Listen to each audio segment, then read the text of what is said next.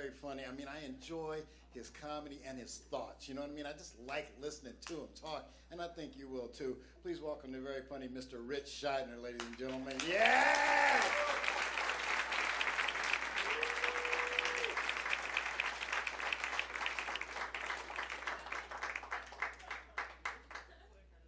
See, part of his comedy is that there's a lot of surprises in it. I think this is it. Ritch, are we good, buddy? Thank you. I'm going to air for Clint. I'm sorry. It's like backstage there's all the comics you haven't seen before, so you get to talk and tell stories.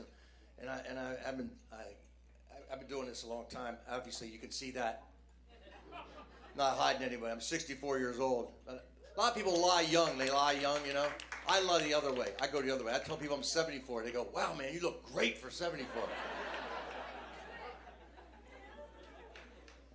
So I started in 1977. I'll just tell the story. I know I ain't planned out here anyway.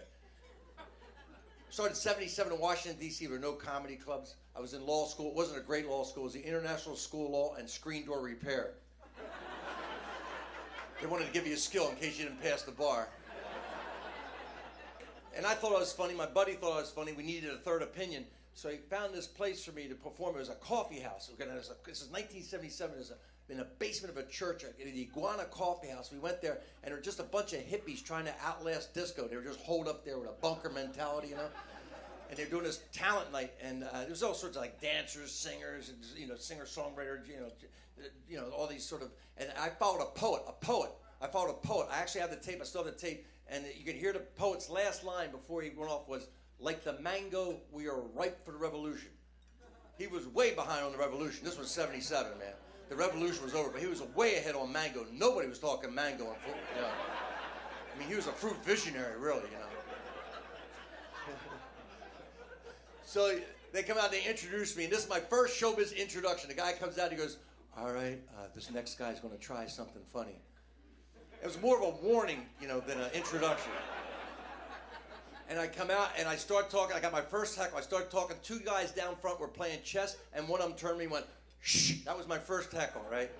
And I did 5 minutes. I got one reaction. At one point, one guy went, huh. That was all I got. That was it. It wasn't even a full laugh. It was just a huh. That was it. And I didn't care. I took that tape player home. I had a big old cassette player, you know, just like steam powered, you know, it was like crank operated. And I took this home and I kept rewinding that huh. Just rewind, huh, rewind, huh, rewind, huh.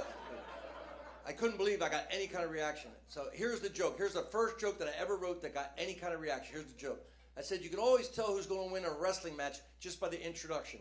In professional wrestling, it'll be in the far corner, in the orange tights at 187 pounds from Teaneck, New Jersey, Ed Arnold. His opponent from parts unknown. In 417 pounds, wearing a bumper from 1955 Buick on his forehead, Haystacks Calhoun. Same way in high school wrestling. In a 130-pound weight class from Oak Crest Regional High School, two-time New Jersey State champion, two-time Christmas tournament champion, undefeated senior captain Bob Siraki. His opponent from Pennsville High School, former student council treasurer. First joke. Maybe I got time for one more quick story. So I got my first paying job. I was doing it for months and months. There was nobody doing it. I met one guy, Lewis Black. You might have heard Lewis Black. He was a comedian. We met. We were both just bumming around D.C. trying to find places. And I was hanging out at this bar called the Child Harold, and they played live music. So the owner came over to me one night because the bartender was a buddy of mine who told them that I was doing comedy. He said, you doing comedy? I said, yeah. He said, you want to open up for this band next week? I'll give you $50. I go, $50? You go, pay me $50? Absolutely. I didn't care. Didn't ask who the band was. I show up next week on the marquee out front. It said, from New York City, the Ramones. Right. Now, I didn't know the Ramones. I didn't know anything about punk. I'd never seen punk. I was still in my post-hippie long hair, painter pants, bib overall. You know, I go in there, and every angry young guy in the D.C. metropolitan area was there, man.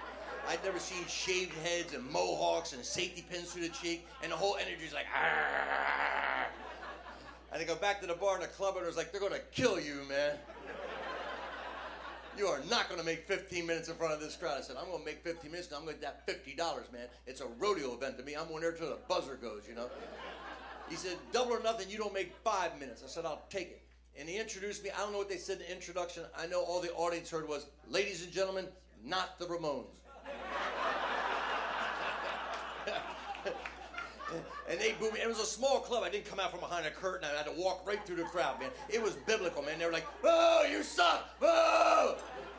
I walk, I get on the stage, I start talking. It's just a wall of boos. "Oh, oh, you suck!" And I didn't have any kind of special punk material. I couldn't do any improv. I just had this little act, you know, went from A to B to C. Anyway, I'm from New Jersey. Oh! And some guy snapped 30 seconds in. This guy just took his beer mug and hit me with a beer. Just shot his beer at me, man. And I just held my ground. I just stood there, hold the mic like I got hit by ocean spray in the front of a boat, you know. Right back to my act. Anyway, my dad said, right back to my act, you know. And so next I said, well, he didn't move on that beer. Let's see what he does with this beer. And he hits with beer. And then they all start hitting me with beer. They got organized like a deli. They took a number. You know. My buddy said it was the most schizophrenic performance he ever saw, man. They'd hit me with a beer, the whole crowd would cheer, and I'd start talking, they'd boo, you know. Yay, boo, yay, boo. Well, it's a small stage. I was right in front of the amplifiers, the drum kit, beers being thrown from every angle. The club owner figured out real fast this wasn't good, so he's in the back waving money. All right, asshole, come get your money. Come on, come get it. I don't think I said goodnight. I just left, and I went back, and behind the bar, there was no dressing room. It was just a kitchen behind the bar, and I went through the kitchen door. I was soaked from head to toe, soaked with beer. And the Ramones are standing there waiting to go on. I never seen them before. Long-haired guys, guitars, you know, standing there. And I come back, and I'm toweling off, and one of the Ramones looks at me and goes, "Cool act, man." Thank you. Thank you.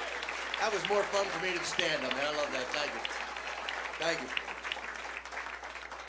It's the guys, you get a chance to work with buddies and see guys you haven't seen in a long time, and I have known Frazier a long time. I'm saying his name ahead of time. I've already messed up the intro, but you can see him on Sunday nights, his radio show, KLOS. He's a Los Angeles institution. Please welcome Frazier Smith. Frazier! Down goes Frazier!